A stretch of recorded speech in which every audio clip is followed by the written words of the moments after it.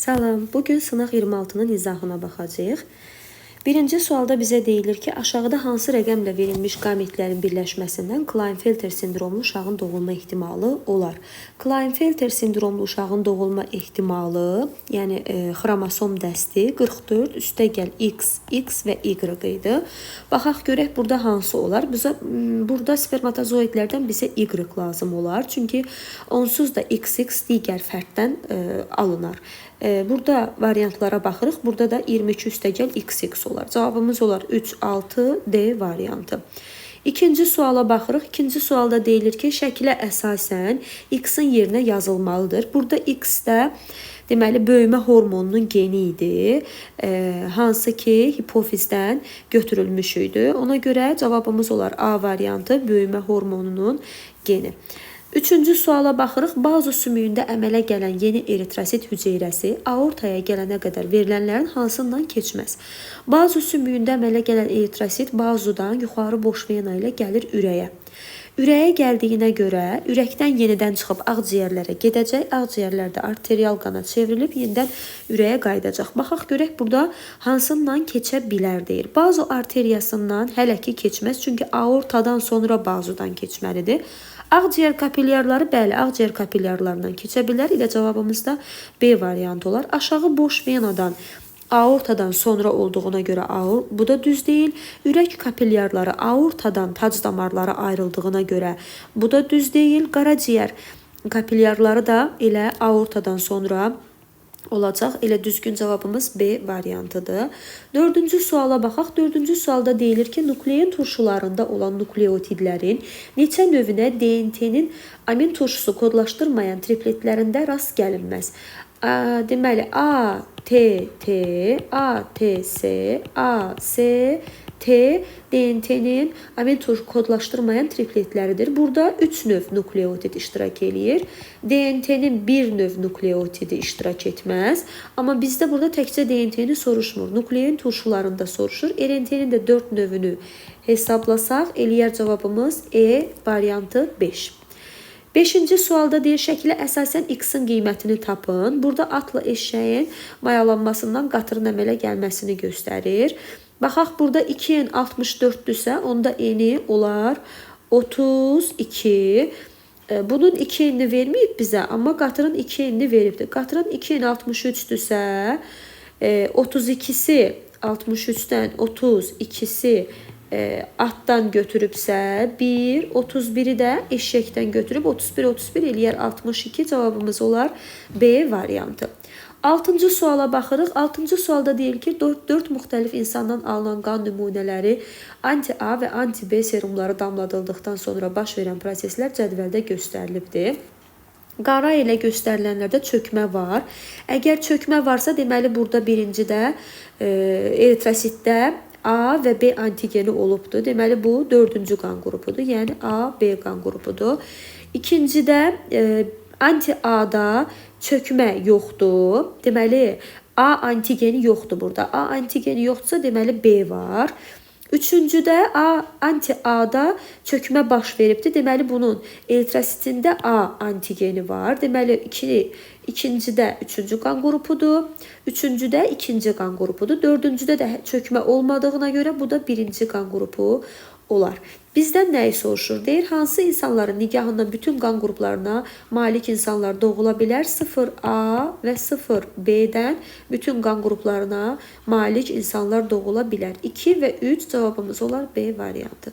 7-ci sualda deyir ki, verilmiş cədvələ əsasən X-in qiymətini müəyyən edin. İnsanın tənəffüs aktlarının sayını verib və bu zaman ərzində xaric edilən oksigenin miqdarı verib.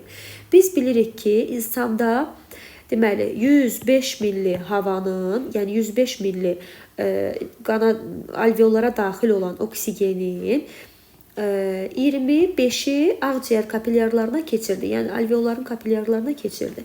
Yerdə qalan 80-i isə xaric olurdu. Bizdən də xaric edilən oksigenin miqdarını soruşur. 2 tənəffüs aktında 80 milli oksigen xaric olurdusa, N tənəffüs aktında X. X də bərabərdir 80 N bölünsün 2-yə. X buradan bərabərdir 40 N-ə. Cavabımız olar D variantı 40 N. 8-ci suala baxaq. 8-ci sualda aşağıdakı nəsil ağacında hemofiliya xəstəsi olan şəxslər tünd rənglərlə verilmişdir.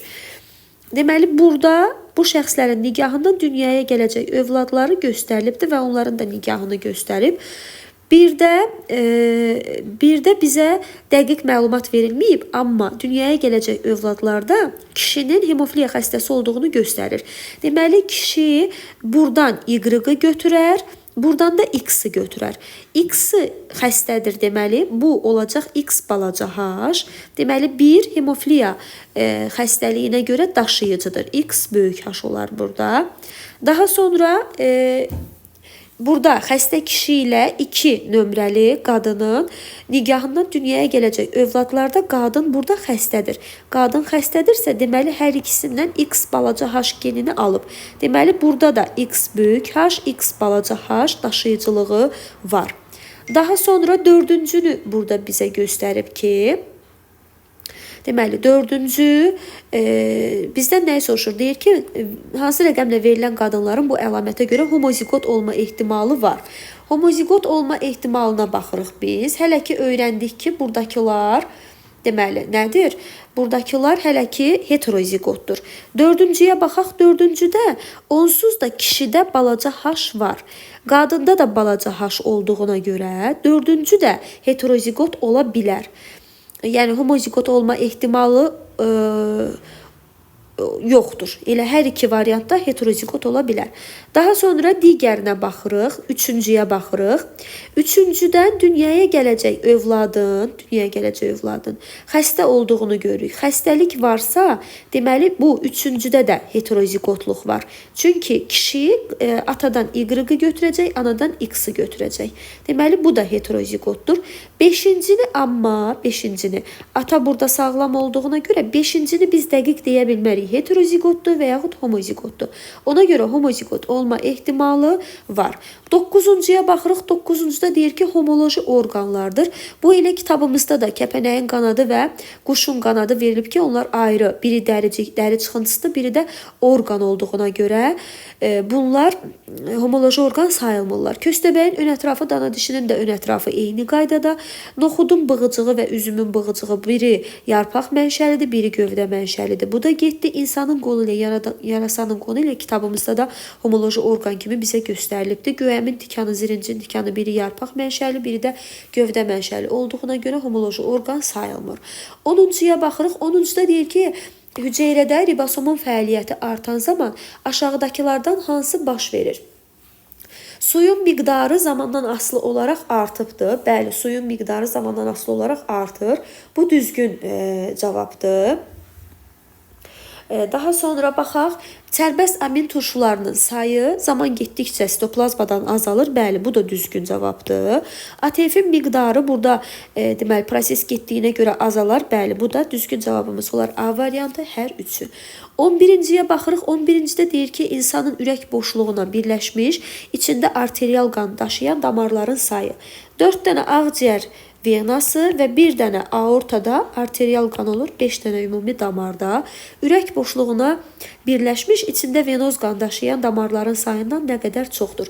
Venoz qan daşıyan damarlar bir dənə ağciyər kötüyü, 2 dənə də aşağı yuxarı boş vena, 3 dənə olar. 5 çıxılsın 3, cavabımız eləyər 2, C variantı. 12-ci suala baxırıq. 12-ci sualda deyilir ki, ilanda yumurtalığın yetişmə zonasının sonunda əmələ gələn X cinsi xromosomlu yönəlci cisimciklərin sayı 21-dir. X cinsi xromosomlu yönəlci cisimciklərin sayı. Y cinsi xromosomlu qametlərin sayı isə 5 olmuşdur. Sonda əmələ gələn qametlərin neçəsi erkək ilanların əmələ gəlməsini iştirak eləyər? Bunu biz 2 variant eləyə bilərik. Birinci variantda meyoz, deməli, burada 1-də 2 dənə hüceyrə, meyoz 2-də də 4 dənə hüceyrə əmələ gəlir. Biri qametdir, digəri yönəlci cisimcikdir. Deyir ki, qametlərdə 5Y var. 5Y varsa, deməli, qametlə eyni cinsi xromosomu daşımayan digərlərində də 5X olacaq. Və bizə deyir ki, X cinsi xromosomlu yönəlci cisimciklərin sayı 21-dir. 21X bilirəm ki, var. Tez, deməli, buradan, yəni digərlərindən 10X-i çıxaram.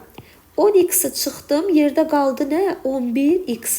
Deməli, burada qametdə də 11x olacaq. Qametlə eyni cinsi xromosomu daşıyanda da 11x olacaq. Burada 5x, 5x deməli digərləri 11y, 11y olar. Digər variantda isə belə həll eləyə bilərik ki, başlanğıc hüceyrə üstə gəlinsin, Y cinsi xromosomların sayı bərabərdir X yönəltici cisimciklərin sayına. Başlanğıc hüceyrə bilmirəm nə qədərdir.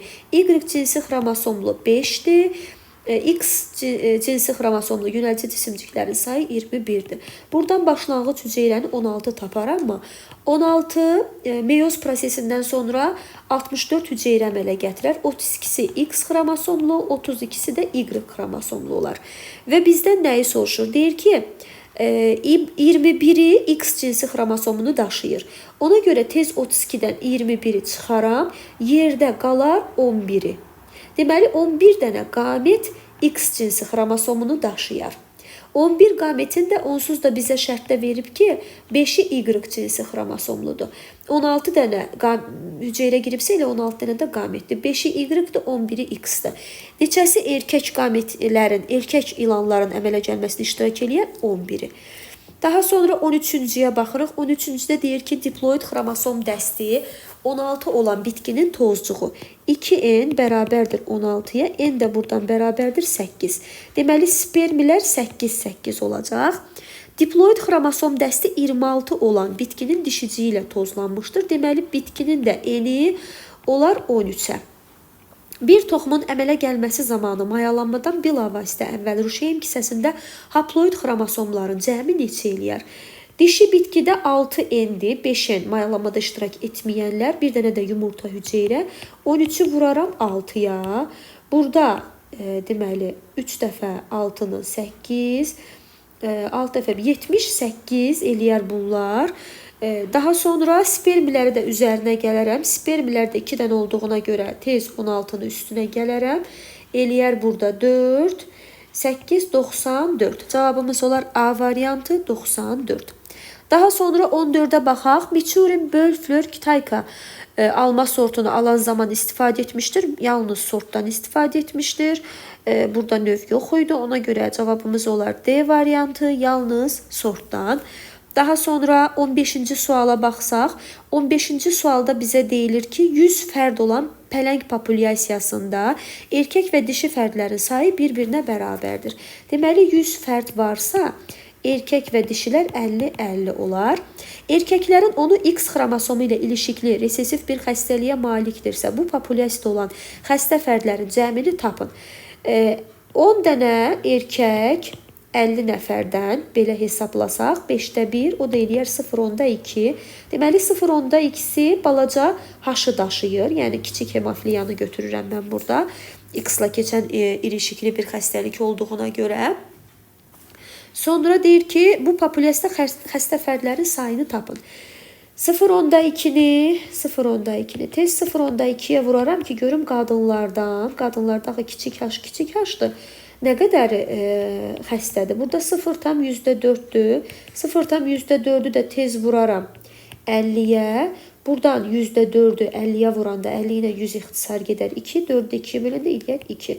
2 dənə qadınlardan, 10 dənə də kişilərdən eləyər cavabımız 12 B variantı. Daha sonra 16-cıya baxırıq. 16-cıda deyir ki, verilən proseslərin hansı oksidaza fermentinin iştirakı ilə baş verər? Hidrogendən ayrılmış elektronların oksigenlə birləşməsi bəli, oksidaza ilə baş verər. Biz bunu elə tənəffüsdə, oksigenli tənəffüsdə də görmüşdük. Elə burada düzgün cavabımız A olar. H protonunun mitoxondrinin daxilində keçməsi ATF sintetazadır. Bu getdi, düz deyil. Nadeyev H-ın sintezi bu kitab dərslikdə verilməyən bir fermentdir.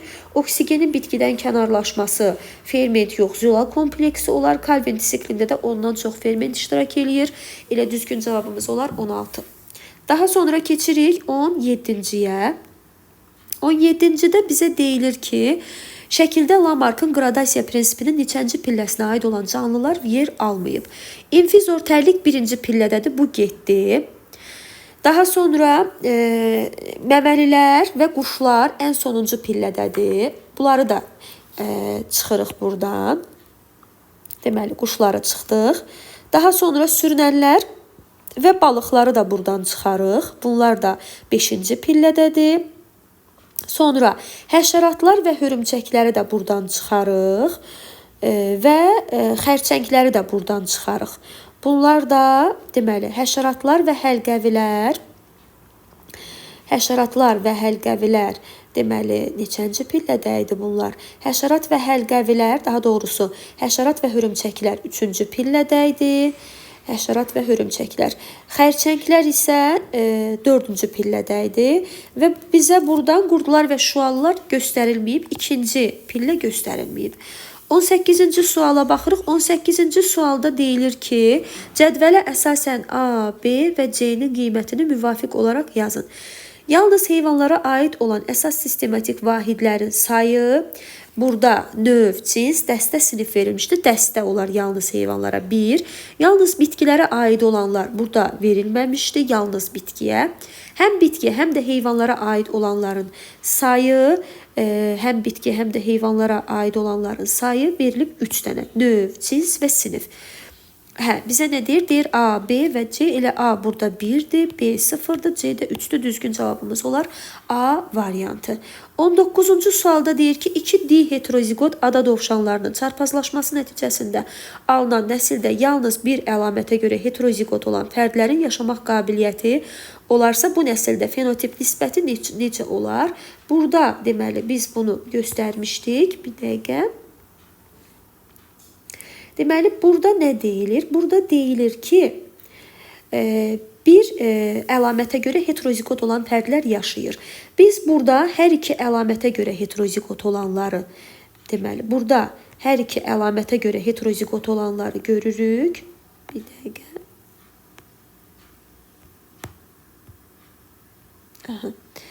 Deməli, burada hər iki əlamətə görə heterozigot olanları görürük biz. Bir dəqiqə bunu götürün buradan.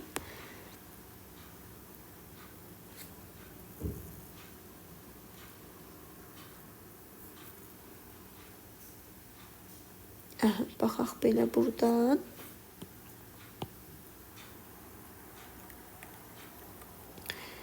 Deməli, burada deyir ki, hər iki əlamətə görə heterozigot olan fərdlər,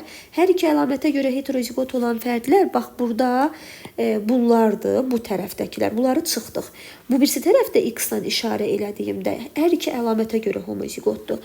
Deməli, burada qalır, qırmızı ilə bunu işarə eləyim. Bax, bunlar bir əlamətə görə heterozigotdur. Bu, yan tərəfdən bir əlamətə görə heterozigotdur. Bu, iki tərəfdəkilər də bir əlamətə görə heterozigotdur, aşağıdakılar da. Və bizdən fenotipi soruşur. Fenotip nə olar? 4 dənə boz olarmı? Olar. 2 dənə qara, 2 dənə də ağ olar. Bunları da ixtisar aparsaq, 2 bölünsün 1, bölünsün 1 olar. Düzgün cavabımız olar 19'da 2 bölünsün 1 və 1 A variantı. Daha sonra keçirik 20-ci suala baxırıq. 20-ci sualda deyir, cədvələ əsasən insanın X sümüyü haqqında verilən mülahizələrdən hansının doğru olduğunu müəyyən edin. Aid olduğu skelet şöbəsi gövdə skeletidir. Cüt sümüklə birləşmə əmələ gətirir, bəli. Tək sümüklə birləşmə əmələ gətirir, xeyr. Gövdə skeletində cüt sümüklər hansılardır? Gövdə skeletində qabırğalardır. Qabırğalarla birləşmə əmələ gətirir döş sümüyü, bir də fəqərələr. Fəqərələri cüt sümüklərə aid eləmirik. Elə cüt sümüklə birləşmə əmələ gətirir. Onlar bu döş sümüyü. Tək sümüklə birləşmə əmələ gətirməsi yoxdur çünki. Döş sümüyü də qabırğalarla birləşmə əmələ gətirirdi. Bir də cüt körpücük sümüklərlə birləşmə əmələ gətirirdi. Baxaq nə deyir bizdən? Yastı sümüklərlə birləşmə əmələ gətirir, bəli. Sarı sümükliyinə malikdir, xeyr. Tək sümüklərə aiddir, bəli. Fəqərə ilə birləşib birləşmə əmələ gətirir, xeyr. Döş sümüyü fəqərə ilə birləşmir. Qurşaq skeleti ilə bəli birləşmə əmələ gətirir. Sarı sümükliyinə malik sümüklə birləşmə əmələ gətirir, xeyr. Düzgün cavabımız olar 1, 3, 5 A variantı. 21-ciyə baxaq. 21-cidə deyir ki, aşağıda sintezində monosaxaridlərdən istifadə edilən bəzi üzvlər verilmişdir. Bizə nə deyir? Deyir, şəkildə verilən maddələrlə əlaqəli hansı fikirlər yanlışdır? K ilə işarələnən maddələrin tərkibinə riboza daxildir. Bəli, bu düzdür. Bizdən yanlışı soruşur. Bunlar düzdür. Bu getdi. El ilə işarələnən maddələrin tərkibində pentoza var. Bəli, pentoza var DNT və ATF-də. Deməli, yox, daha doğrusu RNT-ni deyir. Pentoza var, bəli. Sonra M ilə işarələnən maddələr hüceyrə divarının tərkibinə daxildir. Burada M ilə işarələnib selüloza və nişasta. Selüloza daxildir, amma nişasta daxil deyil. Bunu hələ ki saxlayaq. N ilə işarə olunan maddələr zülal sintezində iştirak edir. Bəli, RNT zülal sintezində iştirak edir. M ilə işarə olunan maddələrin tərkibində monosaxaridlər 6 karbonludur. Bəli, 6 karbonludur. Ona görə elə yanlış cavabımız olar C variantı. Daha sonra keçirik 22-yə. 22-də deyilir ki, aşağıdakı sxemə əsasən verilən fikirlərin hansı doğrudur? Meyvə və toxumlarda qanadçıqların və uçağanların yaranması Z-ə misal ola bilər. Yox, bu Z-ə yox, Y-ə misal ola bilər. Bu getdi. Hər üç yol Heckel və Müller tərəfindən göstərilmişdir. Xeyr, bu da düz deyil. Daha sonra 3-də deyir ki, X-ə misal olaraq 2 qat mayalanmanı göstərə bilərik.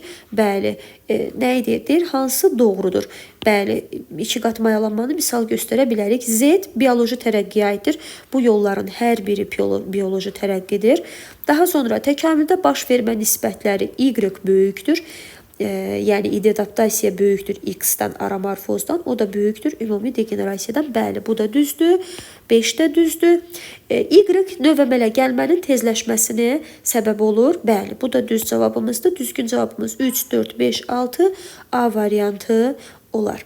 23-ə baxırıq. 23-də deyir ki, aşağıdakı sxemdə meyoz bölünmənin mərhələləri göstərilmişdir. Meyoz bölünmənin mərhələləri göstərilibdir. Verilən qruplaşmalara görə aşağıdakı ifadələrdən hansı düzgündür? Baxaq görək aşağıdakı ifadələrdən hansı düzgündür? Deməli, burada bizə deyir ki, K ilə qruplaşdırılan mərhələlərdə xromosomlar 2 xromatidli olur. K ilə qruplaşdırılan profaza 1 və metafaza 1-dir. Deyir ki, xromosomlar 2 xromatidli olur. Bəli, 2 xromatidli olur. Bu düzdür. Daha sonra deyir ki, L ilə qruplaşdırılan mərhələlərdə 2 xromatidli xromosomlar ekvatorda düzülürlər. Elə baxırıq, L nədir? Metafaza 1, metafaza 2. Bəli, bu da düzdür. M ilə qruplaşdırılan mərhələlərin sonunda xromosomlar sitoplazmada sərbəst olur. M-ə baxaq burada. M hansıdır? M profaza 1 və profaza 2-dir. Deyir ki, mərhələlərin sonunda xromosomlar sitoplazmada, bəli, xromosomlar sitoplazmada sərbəst olur. N ilə qruplaşdırılan mərhələ, yenə baxaq, profaza 2 və metafaza 2. Xromosom sayı xromatid sayına bərabər olur. Xeyr, xromosom sayı xromatid sayına bərabər olmur. Ona görə düzgün cavabımız 1, 2, 3 C variantı olar. 24-cü suala baxırıq. Hansı bənddə bitkilərin müxtəliflik və mənşə mərkəzlərinə görə uyğunluq pozulmuşdur? Alma və çay eyni mərkəzdədir. Limon və düyü də eyni mərkəzdədir. Ananasla kartof da eynidir. Tütün və balqabaq, kakao və yer fındığı ayrı-ayrı mərkəzlərdədir. Ona görə düzgün cavabımız D variantı olar. 25-ci sualda deyir ki, verilən əkizlər haqqında hansı fikir və ya fikirlər yanlışdır? Burada biz əkizlərin ayrı-ayrı ciftlərini görürük. Ayrı cinsli ola bilərlər. Bəli, ayrı cinsli ola bilərlər. Bizdən amma yanlışı soruşur. Mütləq eyni cinsli olacaqlar deyə bilmərik. Çünki həm eyni cinsli ola bilərlər, həm də ayrı cinsli ola bilərlər. Əmələ gəlmələrində 2 ədəd qamçılı qamət iştirak edib düzdür. Əmələ gəlmələrində cəmi 2 qamət. Bu yanlış olar, çünki eyni yumurta əkizləri deyil. Bir ciftin daxilindədirlər. Xeyr, bir ciftin daxilində yox, ayrı-ayrı ciftlərin daxilindədir. 2, 4, 5 cavabımız olar C variantı. Aramorfozlara aiddir. Mimikriyanın meydana çıxması idadaptasiyadır. Daha sonra soliterdə həzm sisteminin yox olması ümumi degenerasiyadır. Skatın yastı bədən forması idadaptasiyadır. Qızıl sarmaşıqda yarpaqların yox olması ümumi degenerasiya. Örtülü toxumlarda yumurtalığın meydana çıxması, bəli, bu aramorfozlara aid ola bilər. 27-ci suala baxırıq. İnsanın müəyyən zaman ərzində nəfəs aldığı havada oksigenin miqdarı 5040 millidir. Ağciyər kapillyarlarına keçən oksigenin miqdarı X-dir. Nəfəs aldığı havada oksigenin miqdarı deməli 105 olanda ağciyər kapillyarlarına keçirdi 25-i. 25 millisi. Deyir ki 5040 millidə ağciyər kapillyarlarına nə qədər keçər? X, daha doğrusu X nə idi? 105, 5040 vurulsun 25-ə. Baxaq cavabımıza. Deməli 5040 vurulsun 25 bölünsün 105. Cavabımız eləyir 1200. Elə burada da A variantı düzgün cavabımız olar. Deməli, 28-ci suala baxırıq. 28-ci sualda deyilir ki, insanda verilənlərdən hansının işi somatik sinir sistemi ilə tənzimlənir? Qan damarlarını daraldan daxili orqanlarda somatik deyildi, vegetativ idi. Ürək əzələləri daxili orqanlara aiddir. Qarın əzələləri xarici orqanlardır. Elə burada da qarın əzələləri olar. Bağırsaq əzələləri daxilidir. Dərinin dermaqatı da somatik deyil. 29-cuya baxırıq. Atın filogenetik sırasında oxla göstərilmiş istiqamətlər üzrə verilənlərdən hansı yanlışdır? Ətrafların sayının azalması, ətrafların sayında bir dəyişim yoxdur, elə yanlış cavabımız bu olar. Büküşlü dişlər əmələ gəlir, düzdür. Boyun uzanması bəli şəkildə də görünür. Qaçış sürəti bəli artır. Qrifel sümükləri də əmələ gəlir. 30-cu sualda acı bağırsaq, 12 barmaq bağırsaq və qalça bağırsağın arasında yerləşir. Bəli, 12 barmaq acı və qalça bağırsaq. Bu elə A variantı düzgün cavabı olar.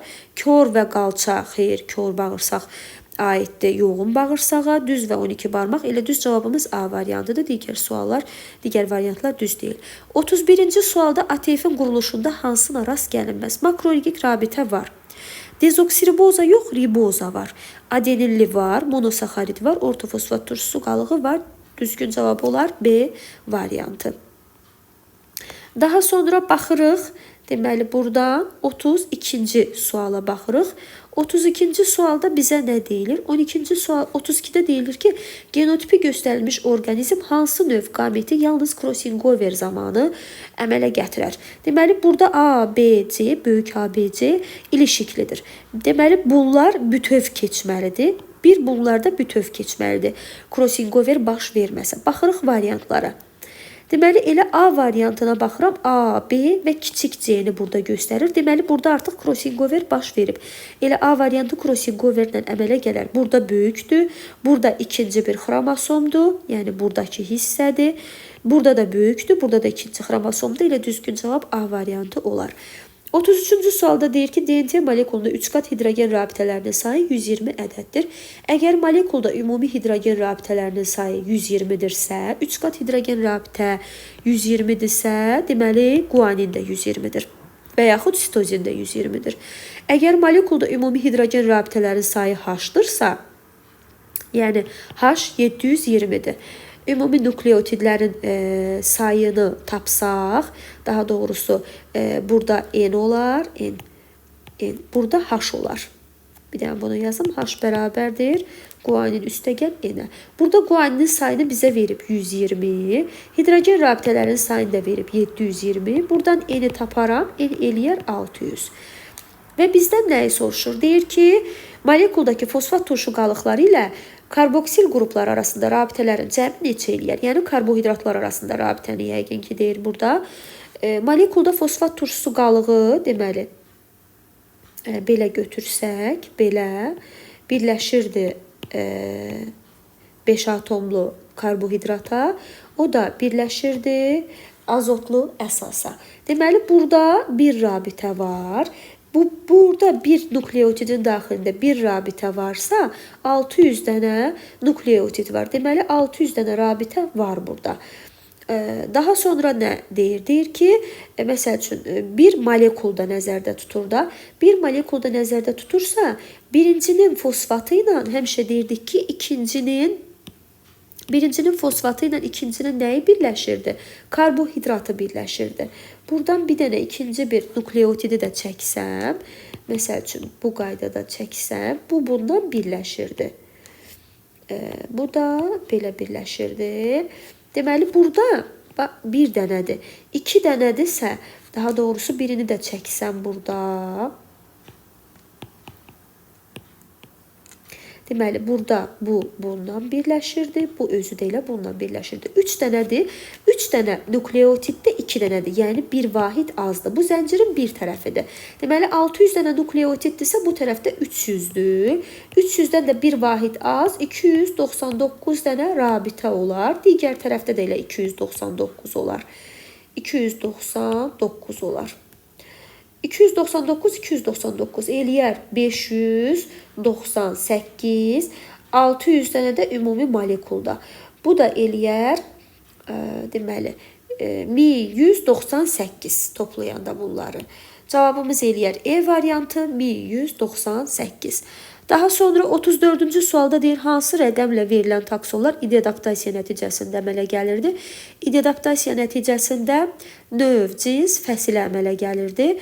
Burada da qonur ayıdı və üçüncüdə də ayılardı. 1, 2, 3 düzgün cavabımız olar. D variantı. Daha sonra baxaq 35-ci suala. 35-ci sualda deyilir ki, atın inkişaf etmiş barmağı və qrifel sümükləri. Qrifel sümükləri 2 və 4-cü barmaqları idi. 3-cü də elə olar atın inkişaf etmiş barmağı. 35-də də olar cavabımız A variantı. 36-cıya baxırıq. 36-cıda deyir ki, təkamül üçün istiqamətləndirilməmiş irsi material verirdi. İstiqamətləndirilməmiş irsi material təcridlər və populyasiya dalğalarıdır.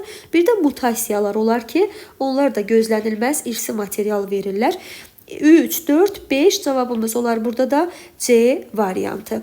Daha sonra 37-ci suala baxırıq. 37-ci sualda deyir ki, arxeopteriks haqqında verilən fikirlərdən hansı doğrudur?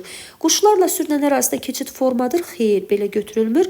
Pəncə sümükləri bitişikdir, bitişməmişdir. Döş tilləri olmuşdur, döş tilləri olmamışdır. Doğrudur deyir.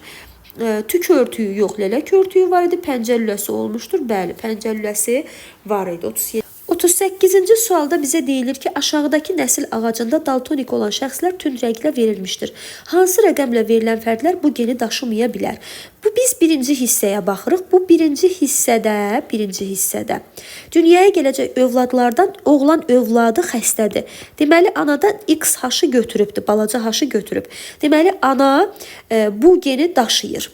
Ananı götürmürük. Bir getdi variantlardan. Birlə olanları çıxırıq. Daha sonra 3-ə baxırıq. 3 daşımaya bilər. Çünki 3-də konkret övladlar göstərilmədiyinə görə 3 daşımaya bilər. Daha sonra 2-yə baxırıq. 2. Burada ata xəstədir deyə dünyaya gələcək övladlardan hansısa birində ola bilər.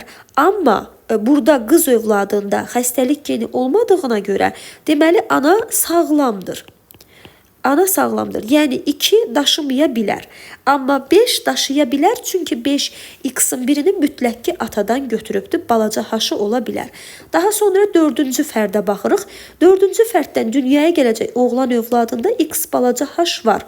Burada da atadan Y-ı götürübsə deməli 4 də daşıya bilər. 4 də getdi. Amma burada ata sağlam olduğuna görə X böyük haş. Anada da xəstəliyi artıq dəqiq biz gördüyümüzə görə 6 daşıya da bilər, daşımaya da bilər. Ona görə 6-nı götürürük buradan. 3-ü bayaq buradan götürmüşdük. Çünki 3 daşımaya bilər. Ananı da onsuz da burada 2 də sağlam götürmüşdük. 2, 3, 6 olar cavabımız burada. Daha sonra baxırıq burada 39-cu sualda deyir ki, insanın ürək disiplinin şəkildə verilmiş fazası haqqında doğru mülahizəni göstərin. Burada mədəciklərin sistolası verilibdir. Mədəciklər sistola eləyir, arteriyalara qan qovur. Deyir, qan arteriya damarlarına qovulur. Bəli, düzdür. Aypara qapaqlar açıq olur. Bəli, mədəciklər yığılanda qan damarlara geçsin deyə aypara qapaqlar açıq olur. Mədəciklərin diastolası baş verir. Yox, mədəciklərin sistolası baş verir. Qan mədəcikdən qulaqçıqlara, yox, mədəcikdən damarlara gedir. Taylı qapaqlar bağlı olur. Bəli, taylı qapaqlar bağlı olur. Qulaqçıqların sistolası yox, qulaqçıqların diastolası baş verərdi. Ona görə düzgün cavabımız 1, 2 və 5 olacaq. 1, 2 və 5. Burada deməli E variantı düşməyibdir. Baxın bir dəqiqə. Elə burada düzgün cavabımız E variantı olar. 1, 2 və 5 cavabımız olar. Daha sonra 40'a baxırıq. 40'da deyir ki, insanın öd kisəsində öd ilk olaraq həzm kanalının hansı hissəsində olur? Deməli 40'da öd kisəsindəki öd ilk olaraq həzm kanalının 12 barmaq bağırsağına daxil olurdu. Yəni nazik bağırsağın birinci hissəsinə daxil olurdu. Qida borusunda olmaz, ağız boşluğunda olmaz. Acı bağırsaqda olarsa da İlk 12 barmaq bağırsaqda olar, qaraciyərdə həzm kanalının soruşduğuna görə qaraciyərdə götürmürük. Ona görə düzgün cavabımız olar A variantı. Mənim deyəcəklərim bu qədər. Nəsə əlavə bir sualınız, sözünüz olsa şərh bölməsində yaza bilərsiniz. Sağ olun.